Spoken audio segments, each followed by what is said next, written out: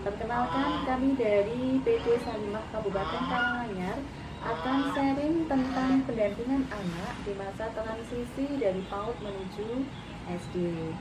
Baiklah, untuk beberapa menit ke depan kita akan ditemani oleh beliau Ibu SW Kartikasari MSI. Beliau adalah Ketua Himpau di Kabupaten Karanganyar. Selain itu, beliau juga adalah salah seorang pengajar PG PAUD di Universitas Terbuka.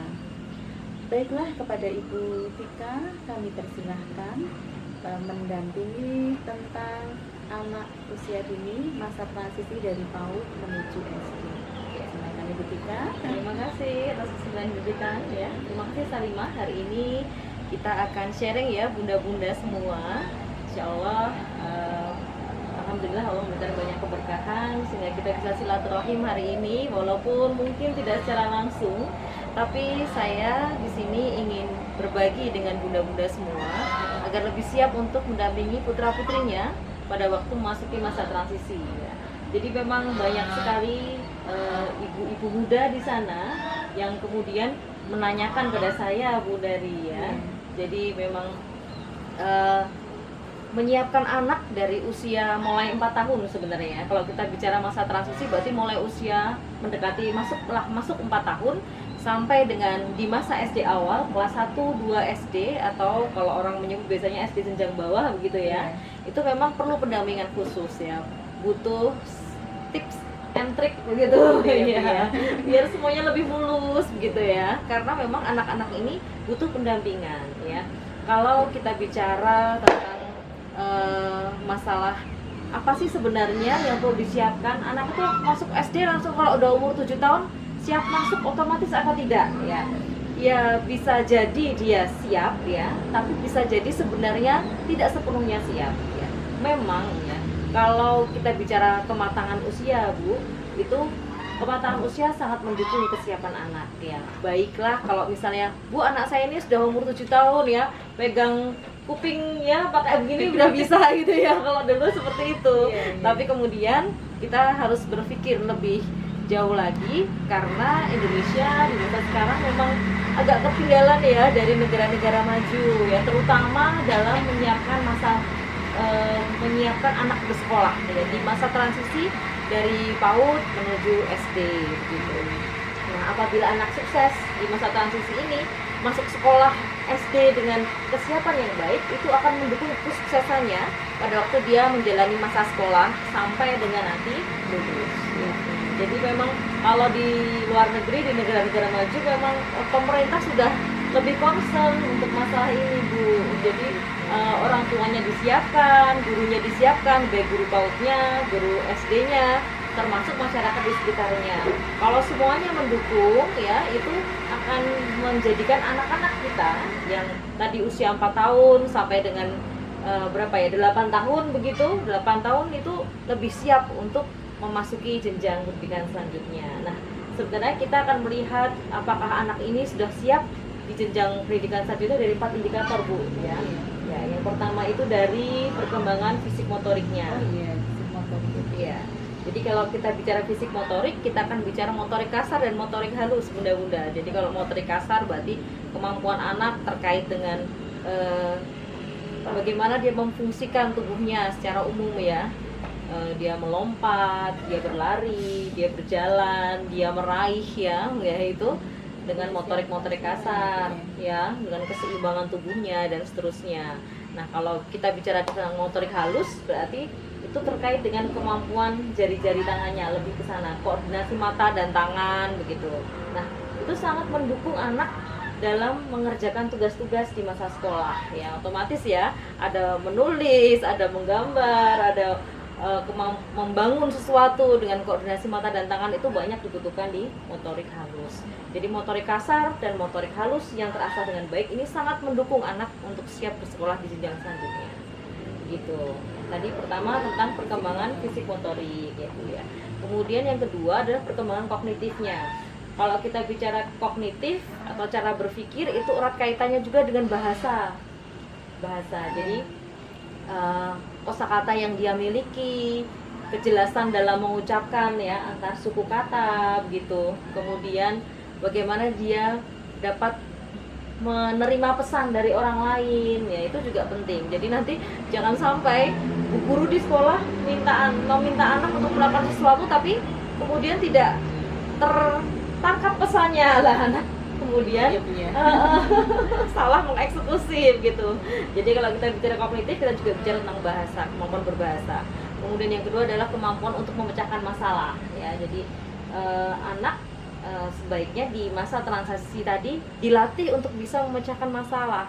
Kalau mereka menghadapi masalah, tidak serta-merta langsung kita bantu, ya.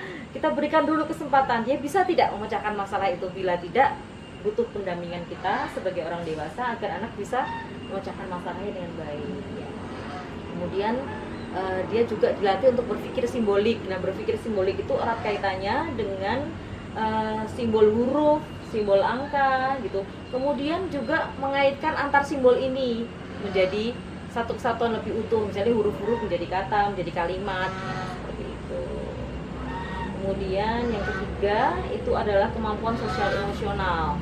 Kalau kita bicara kemampuan sosial emosional, berarti ada kemampuan sosial dan kemampuan emosional. Kemampuan sosial itu adalah bagaimana anak bisa bersikap, ya, bersikap di mana sikapnya itu diterima oleh lingkungannya. Jadi dia bekerja sama, bisa bekerja sama dengan orang lain, dia bisa membantu orang lain, ya. Sikapnya diterima oleh lingkungan, ya, tidak aneh begitu, ya. Kemudian juga iya, sikapnya wajar, ya, wajar dengan masyarakat, dengan lingkungan sebaya. Dia bisa berinteraksi dengan baik dengan teman sebaya, ya, bahkan dengan orang dewasa baru yang dia kenal, ya. Kemudian yang kedua adalah emosional, berarti dia mengenali emosinya, baik itu emosi sesaat maupun bagaimana dia mengelola emosi. Jadi sosial emosional, dari sosial itu ada hubungan dengan orang lain, kalau emosional dengan diri sendiri. Dan terakhir adalah apakah dia siap terhadap sikapnya, terkait sikap belajar. Jadi kalau sikap belajar itu diharapkannya anak berarti dia punya rasa ingin tahu, ya. Kemudian dia dari rasa ingin tahunya ingin mempelajari sesuatu yang baru gitu, dan dia bersemangat, ya, untuk meraih prestasi. Jadi diharapkan keempat komponen tadi bisa menjadi indikator bunda-bunda untuk melihat putra saya sebenarnya sudah siap atau belum sih untuk masuk ke jenjang selanjutnya. Jadi nanti 4, ya, ada perkembangan fisik motorik, perkembangan kognitif, kemudian yang ketiga ada perkembangan sosial emosional, dan terakhir adalah sikap dalam belajar. Ya, ini menarik sekali, ya, Bu Tika, ya, terkait dengan menghadapi masa transisi anak, ya. Nah, ini sebenarnya ada nggak, Bu, bagaimana menyikapi ketika orang tua itu menyiapkan masa transisi ini, gitu, ya. Jadi kadang-kadang orang tua itu mengalami rasa kegagapan dari ketika anaknya usia dini dia sudah siap, tapi ketika masuk ke jenjang pendidikan dasar tiba-tiba dia mengalami perubahan, ya, tidak bisa mengikuti, usia kematangannya tidak pas, sementara usianya sudah cukup untuk masuk ke pendidikan dasar, tapi secara kematangan ternyata kok belum. Ini ada nggak sih, Bu, tip and tricks untuk orang tua, Iya, biar menyiapkan anaknya, putra putrinya itu untuk menghadapi masa transisi ini dari usia pendidikan usia dini menuju ke pendidikan dasar? Oke, baik, terima kasih. Nah, ini juga pertanyaan menarik, ya. Sebenarnya yang perlu dipersiapkan apa, ya? Nah, kita tiba pada sebuah gap, ya. Gap itu adalah ada masalah begitu, ada masalah antara yang diketahui oleh orang tua dengan apa yang sebenarnya dibutuhkan oleh anak. Kalau orang tua, ya, karena kita dipengaruhi oleh informasi zaman dulu, dikatakan bahwa dia siap masuk SD itu kalau bisa membaca, menulis, dan berhitung. Jadi hanya berfokus di 3 ini, padahal tadi kita bicara di 4 macam komponen, ya. Nah, kalau berfokusnya di 3 hal ini, kemudian orang tua rata-rata melakukan drill gitu pada anaknya. Yang penting anakku bisa baca, bisa tulis, bisa hitung. Kalau udah kayak gitu berarti anakku siap. Padahal belum tentu. Ternyata dia secara mental nggak siap, dia nanti dapat tugas di SD nggak bisa, yang ngerjakan ibunya, gitu, misalnya gitu. Jadi memang yang diharapkan adalah orang tua itu peka terhadap anaknya. Orang tua itu mengasah kepekaan salah satunya dengan memberikan waktu membersamai anak. Jadi walaupun orang tua ada di rumah, belum tentu orang tua bisa membersamai karena dia sibuk dengan kegiatannya sendiri, sehingga dia nggak tahu kebutuhan anak. Kalau dia peka ya, maka dia akan tahu bagaimana cara mendekati anaknya. Oh, anakku tuh senang didekati dengan cara begini. Oh, yang paling tahu ya memang orang tuanya. Orang tua itu adalah pendidik pertama dan utama ya, bunda-bunda ya, pertama dan utama. Jadi yang paling tahu sebenarnya orang tua itu sendiri. Oh, dia suka dengan cara yang dengan dikejutkan, yang lucu gitu ya. Ada yang pengennya pelan-pelan, dielus-elus gitu. Nah, cara memberitahu ini itu atau cara mengajarkan banyak hal itu tergantung dari bagaimana orang tua tahu bakat minat anaknya di mana. Ya, jadi bunda-bunda, tadi kita mengasah kepekaan dulu ya pada putra-putri kita. Dia suka didekati dengan cara yang mana ya. Setelah itu kita siapkan media yang pas untuk anak kita. Jangan sampai dia hanya melewatkan waktu sehari-hari, hanya lewat waktunya begitu saja, tapi ada sesuatu yang bermakna. Entah itu waktu ibunda ajak di dapur misalnya, menyiapkan makan malam untuk keluarga. Nah, saat makan malam itu dan anak membantu menyiapkan, itu ada pembelajaran yang bermakna. Hari ini kita siapkan sendoknya ada berapa dek, piringnya berapa, gitu ya. Itu pembelajaran bermakna seperti itu. Kemudian setelah makan selesai, membereskan bersama-sama. Jangan lupa diberi pujian ya, karena sebenarnya keberhasilan kecil itu penting bagi anak-anak ini untuk meningkatkan rasa percaya diri. Setelah diberikan pujian, setelah itu orang tua bisa memberikan tawaran. Hari ini kita mau diskusi apa nih, gitu ya. Kamu kata-kata diskusi bisa pakai kata-kata. Kita mau cerita-cerita tentang apa ya, gitu. Nah, masuklah di sana. Berarti dia ingin belajar sesuai minatnya. Aku pengen gambar bunda, boleh gitu. Aku pengen cerita-cerita aja sama bunda. Tadi pagi begini, boleh ya. Nah, banyak hal ya terkait dengan aktivitas bersama di rumah ini yang bisa menjadi pembelajaran yang bermakna. Kemudian saat sebelum tidur jangan lupa diberikan pesan-pesan ya tentang besok apa yang akan kita lakukan ya, bahwa hari ini kamu sudah hebat begini dan begitu. Anak belajar menyimpulkan ya, dan seterusnya. Itu luar biasa. Kalau ayah bunda sudah bisa membersamai dengan baik, tahu bakat minat anaknya, bisa memberikan fasilitas yang cukup ya untuk pembelajaran bermakna itu tadi.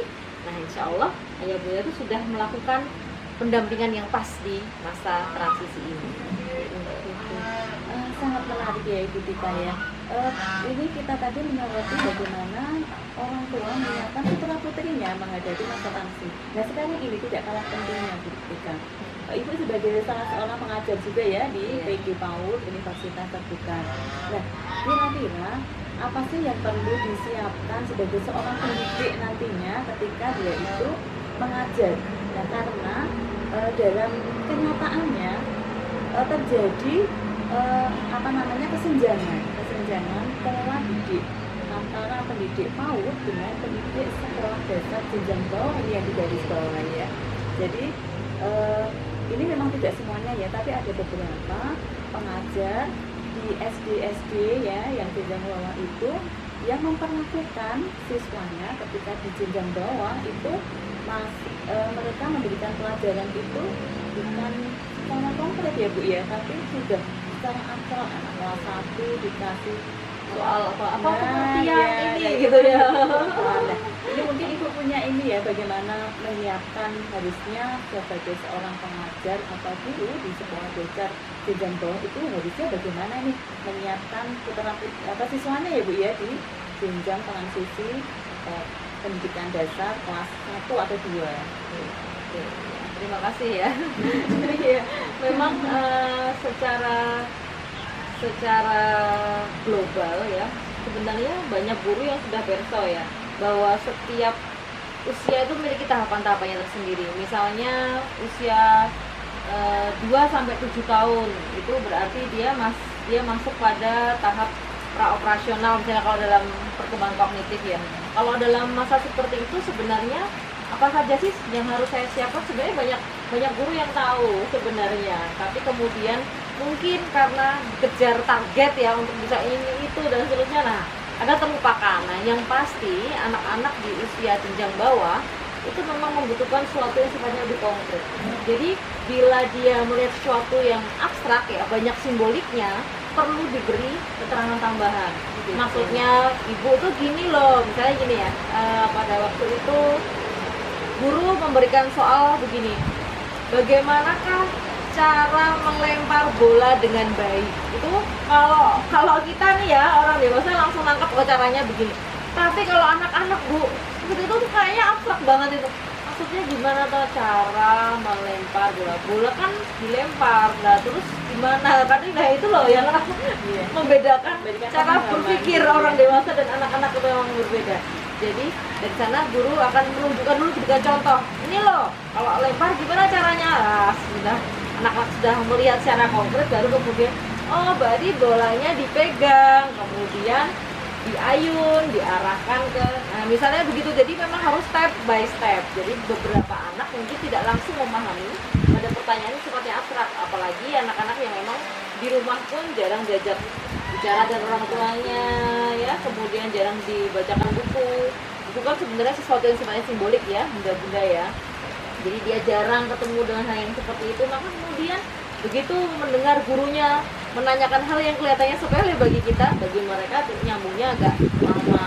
Iya, jadi bahwa kemampuan berpikir konkret menuju abstrak ini memang butuh perjalanan panjang ya. Jadi bila murid Anda di usia tadi SD jenjang bawah tidak langsung paham dengan pertanyaan Anda karena terlalu abstrak ya, maka mungkin perlu pancingan dengan contoh, misalnya diberi contoh dulu, atau meminta anak melakukan sesuatu yang ada hubungannya dengan pertanyaan tadi. Jadi ini menjadi PR tersendiri ya Ibu kita ya, terkait dengan mungkin pembelajaran yang ada di pendidikan kita ya. Semoga nanti kita bisa memperbaikinya agar ketika anak-anak usia dini masuk di pendidikan jenjang sekolah dasar itu mereka tidak mengalami kegagapan, kebingungan gitu ya. Karena sebenarnya kalau saya memahami dari ulasan Ibu tadi, sebenarnya masih ada titik sambungnya ya antara pendidikan PAUD dengan pendidikan sekolah dasar. Banyak juga begini, guru di sekolah dasar tuh merasa murid saya ini mau diterangkan kok lari terus gitu misalnya gitu. Karena memang masa tahapannya masih itu ya Bu ya. Itu. Jadi masih aktif ya bergerak ya, sampai usia 8 tahun tuh masih seperti itu. Jadi masih aktif bergerak, tapi bagaimana sih caranya supaya kita bisa memahami, oh mereka butuh bergerak dulu, oh boleh lari dulu beberapa putaran habis ini duduk ya gitu misalnya begitu. Oh memang di ice breaking begitu. Terus kita buat ice breaking yang kemudian bisa membantu anak-anak konsentrasi. Nah, anak usia di masa transisi ini memang rata-rata konsentrasinya juga masih pendek. Nah itu yang kemudian kadang tidak disadari oleh guru di sekolah dasar. Jadi konsentrasi yang pendek, sementara satu jam pelajaran tuh berapa? 30 menit ya Bu ya? Iya, 30 menit kan. Terus berapa lama sih anak bisa konsentrasi? Nah itu supaya anak bisa tetap berkonsentrasi dipecah-pecah dengan ice breaking. Itu bisa sangat membantu. Baiklah, ibu-ibu, bunda-bunda sekalian, tentunya materi kita itu sangat menarik sekali.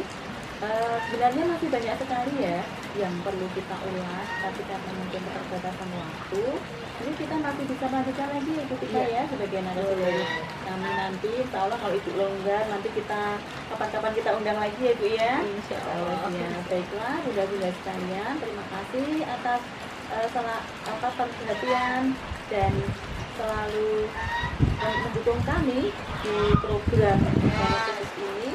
Semoga nanti kita bisa bertemu kembali di materi-materi ataupun di tema-tema berikutnya. Terima kasih. Wassalamualaikum warahmatullahi wabarakatuh. Waalaikumsalam warahmatullahi wabarakatuh.